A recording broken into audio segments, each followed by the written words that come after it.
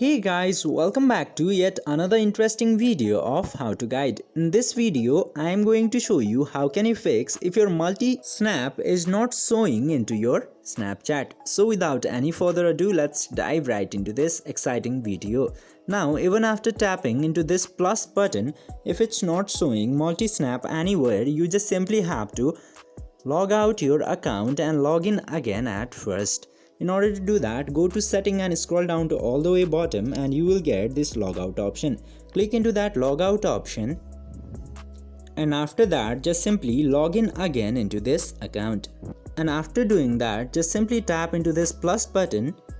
Then you will get the multi-snap option, but if you still didn't get it, just simply go to the Play Store application and check for the update of Snapchat.